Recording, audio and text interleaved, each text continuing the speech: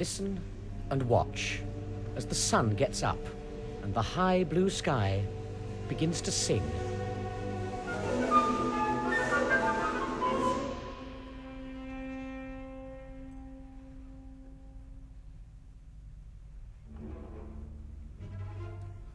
Over the woods and streams, over the fields and hills, dawn in the town knocks on the windows, folds back the roads, and the dragonfly stirs on his lily-leaf bed,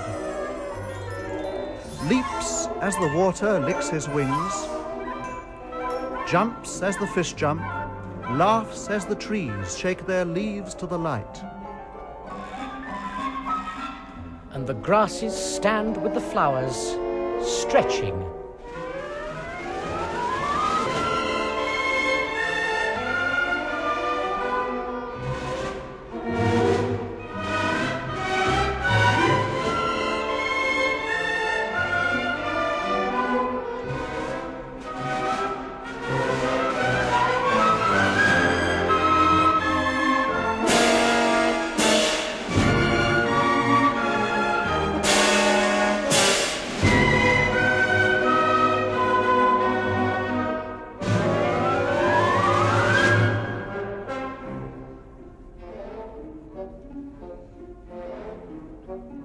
George, in his feather-bed sleep on his side, opens an eye and then the other one, scratches his golden head, brightens his face, leaps out of bed to the window. There are the soldiers in the street, stepping out with a left, right, marching along to a snare drum beat.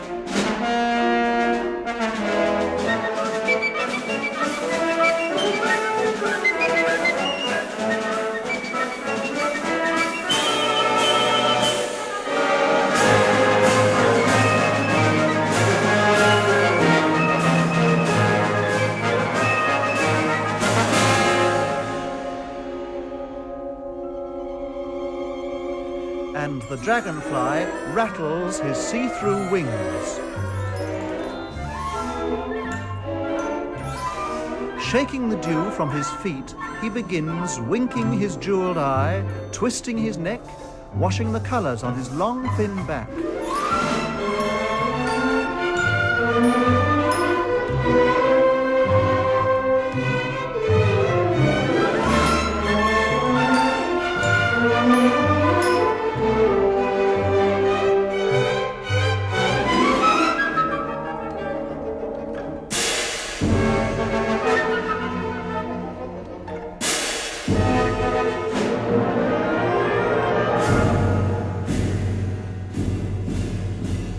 George has his breakfast, drinks his tea, while the military band plays do-re-mi, practicing hard for the military spree which we shall see.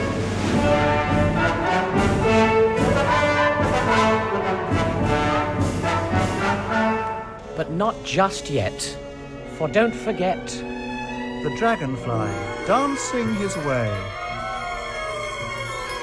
intending to waltz all the day, to the sweep of the wind in the trees, and the song of the breeze, and the bees and the birds, and the music of words, and the ringing and singing and shouting about him.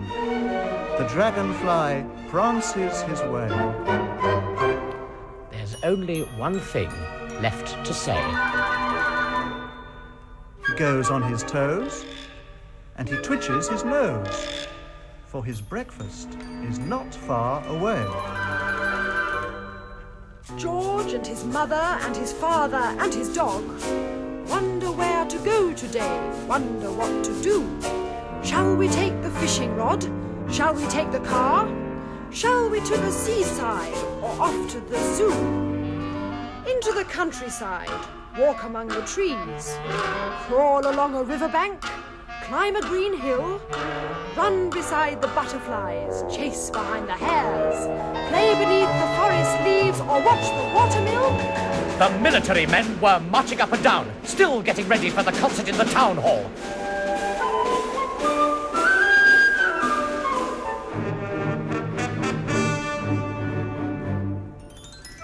Dragonfly, Dragonfly, where are you now? I'm roving and ranging the pond and the stream. Dragonfly, Dragonfly, where will you go? I ride on the wind to the end of my dream. George and his dog, whose name was Chappie, and partly because he was always happy, barking and running and fooling about, he always came to a whistle or a shout. Off they went with Mother's basket, a hamper of food, and what a task it was! To carry such a load. Of spoons and plates and forks and knives and chicken and rabbit and ham and tongue with cheese and pickles and cold beef pie and bread and butter and jam and cakes and everything else you need to make A picnic.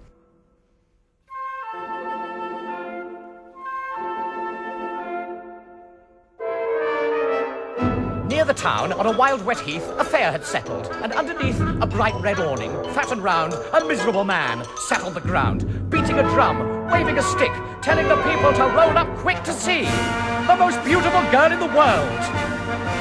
A golden girl, whose hair is curled like the sea, falling in ringlets, tossing in waves. A girl who's been saved from a fate worse than death, a life with the eastern slaves.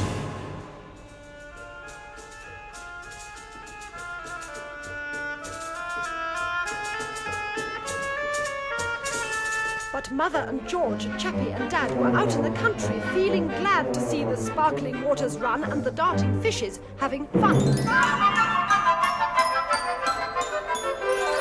They didn't know of the fair at all, or the miserable man as round as a ball. While the dragonfly hovered and wondered and dozed, with the sun on his warm back, knowing the heat of it, sensing the treat of it, airing his wings in it, warming his feet in it, winking his eyes to it, showing his teeth to it.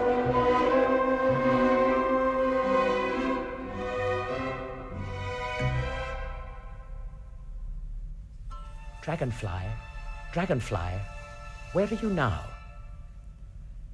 He hovered, he wondered, he dozed.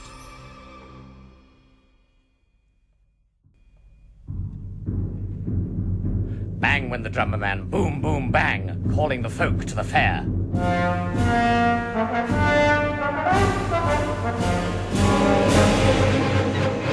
Ruff went the Chappie dog, ruff, ruff, ruff, chasing a leaf in the air. Pa-pa went the trumpeter, pa-pa-pa-pa-pa, giving the pigeons a scare.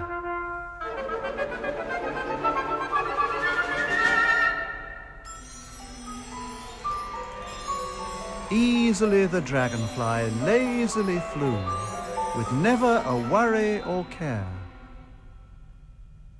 And no one saw the sun descending.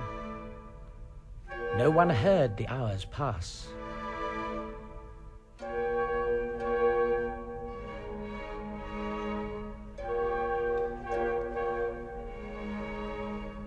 Till Chappie barked, when the family knew, time to go now, time for tea, time for one and all to get ready for... Me, said the military band, I'm the best band in the land. Me, said the drummer at the fair, I'm the loudest anywhere. Me, hummed the dragonfly, hovering blue against the sky. And me, sang a lady violin, who was just about to begin a tune or two with a friend she knew, and a friend of a friend, and a friend. They played each afternoon amid the chink of spoon and cup and saucer in a tea shop by the Strand. But unfortunately, they had a rotten time that day, for just outside the shop appeared that raucous military band.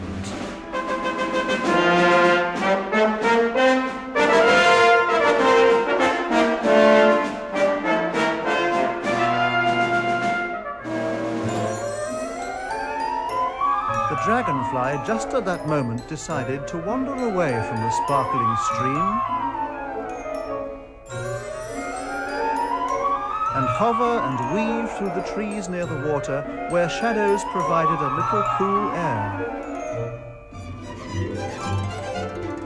His shining bright eyes and his thin, pretty back were not half so colourful there in the dark, but the family, who still were discussing their journey, caught sight of his darting and fluttering by. And look at the beautiful butterfly flutter by. Look at its delicate wings in the air. Listen, it hums as it hangs in the shadows and murmurs along underneath the brown leaves. The dragonfly just didn't notice, didn't see that George was watching. On his way he went, without the slightest hint of fear. So George and Chappie crept up close, and just as he had paused a moment, pounced and grabbed and held him tight and took him back to Mum and Dad.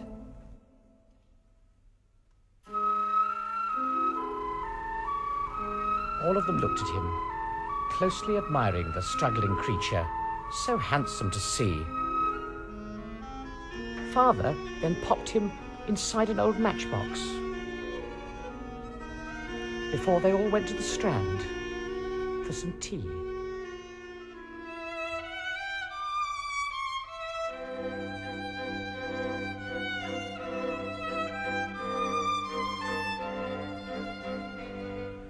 The poor dragonfly shed a tear, heaved a sigh, wondering how he could ever get free. The matchbox was too small for comfort, a most unpleasant place to be. So while George eats his gooey cakes, The dragonfly lies there and bakes, then falls asleep. while George drinks up his tea.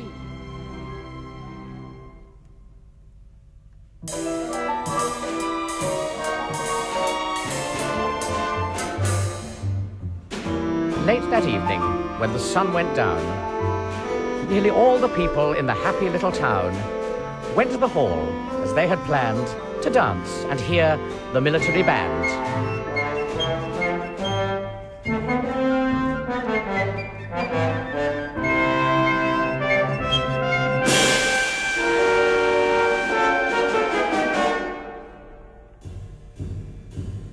The first to come was the man with the drum, who travelled around with the fair.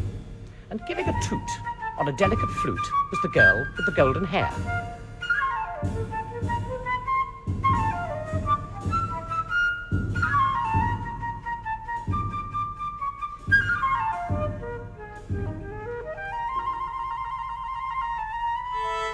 Then the stage was quickly set for the ladies of the string quartet.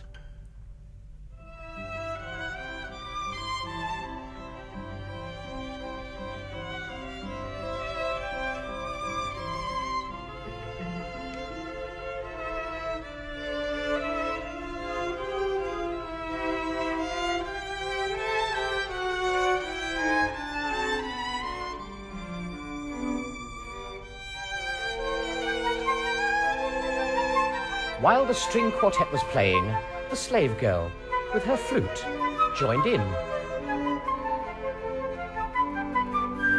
The drummer lent a hand, the military band, and they all created one right royal din.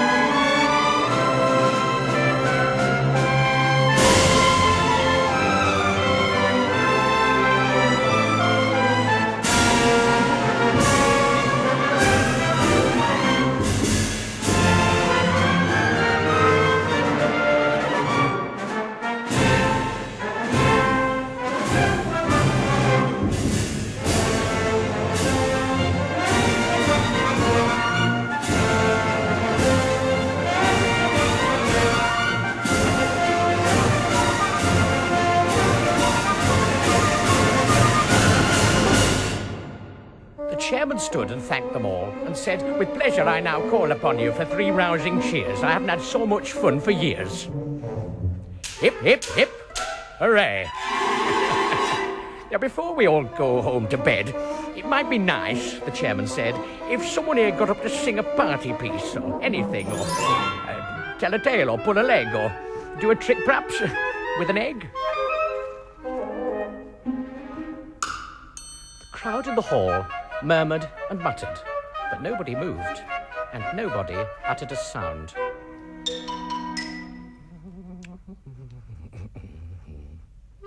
And nobody showed the least intention of doing their party piece.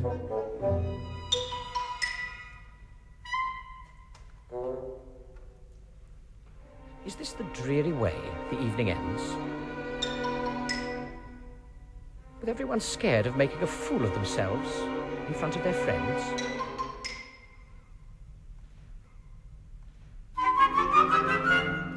Suddenly George felt in his pocket, stood on his chair, stared at the chairman and then at the band.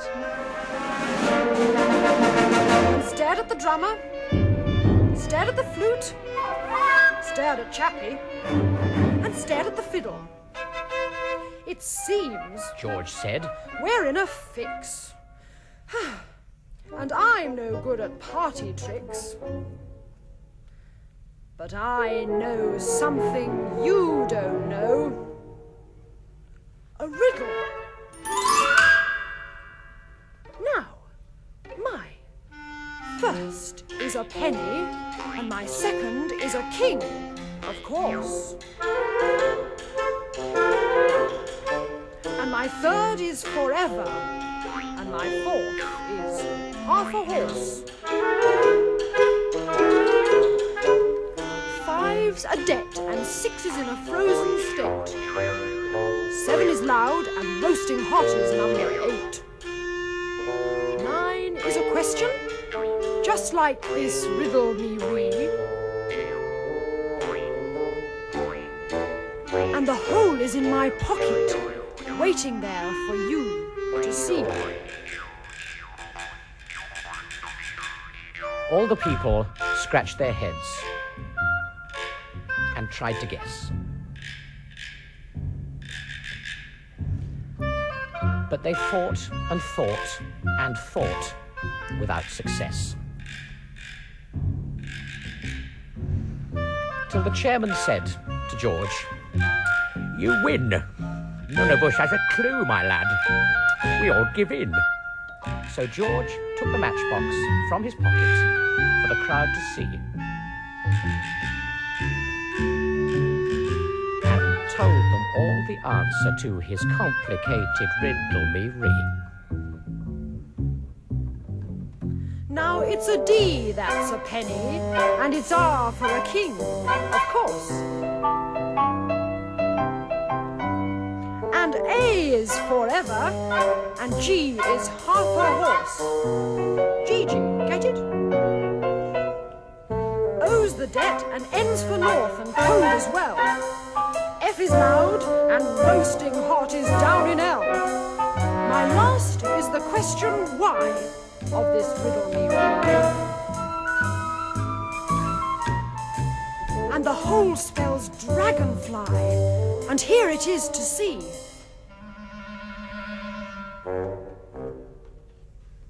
Then he looked for a moment at his clenched up fist, held it out and turned his wrist, opened his hand for all to see as he let his beautiful prisoner free.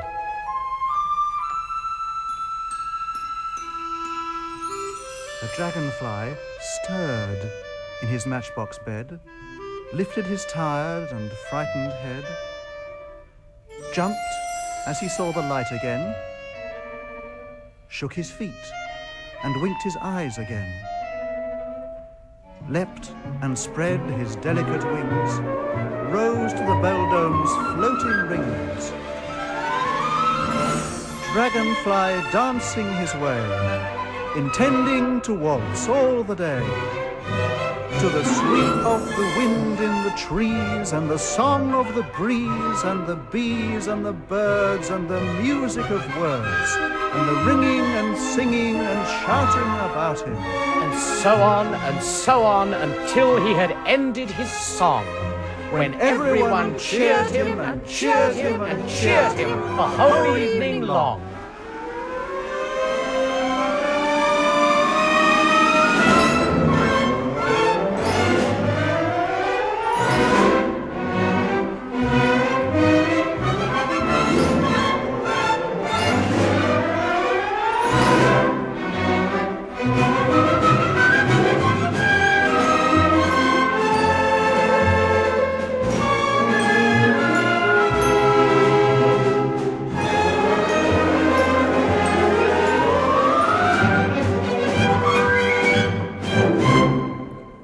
The dragonfly that night flew high among the tallest trees and rested there, and once again bathed in the summer breeze. While George went to his feather sleep and dreamt the whole night long of how he'd saved the dragonfly and how he'd heard its song.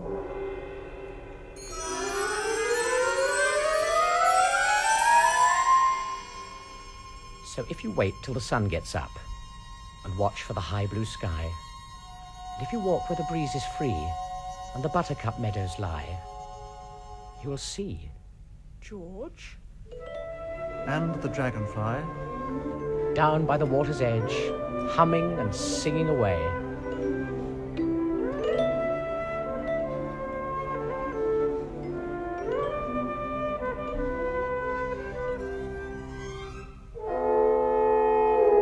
All of the long summer's day.